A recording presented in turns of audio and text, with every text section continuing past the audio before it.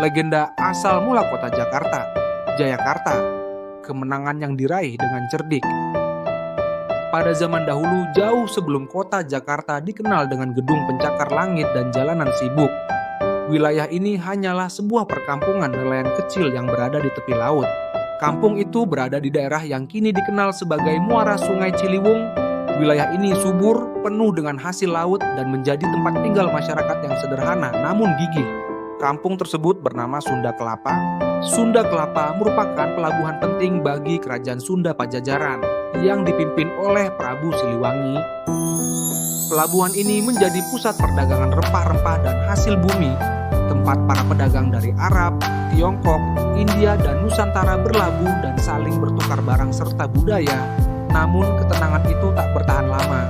Dari arah utara muncullah ancaman yang tak bisa dianggap remeh.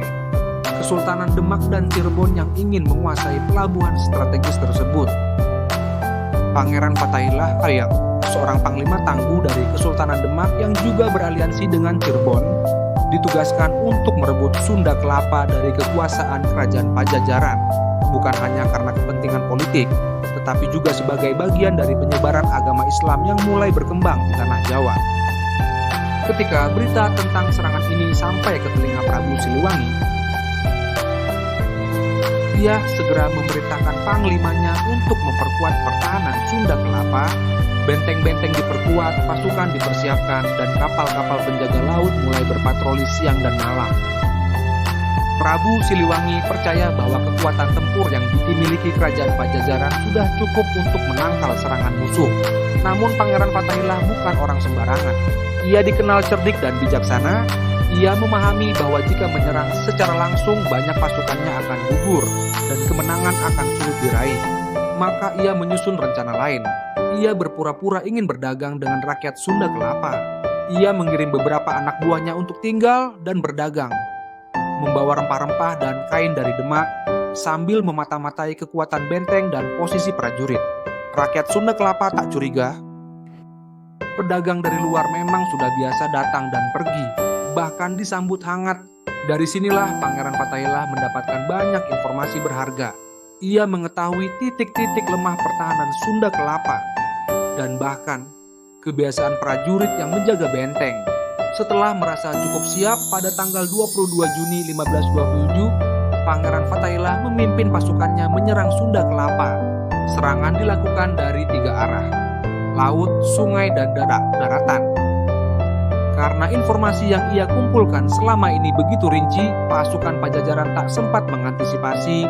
Benteng utama berhasil dijebol dan dalam waktu singkat pelabuhan Sunda Kelapa jatuh ke tangan Kesultanan Demak.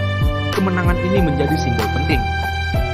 Pangeran Fathaillah kemudian mengganti nama Sunda Kelapa menjadi Jayakarta, yang berarti kemenangan yang sempurna atau kemenangan yang diraih dengan cerdik. Nama ini bukan hanya sebagai penanda sejarah, tetapi juga doa agar wilayah ini terus berjaya dan menjadi pusat kebudayaan serta perdagangan. Setelah penaklukan itu, wilayah Jayakarta berkembang pesat. Masyarakatnya hidup dalam keragaman budaya dan agama. Namun seiring waktu, Belanda datang dan mulai menjajah.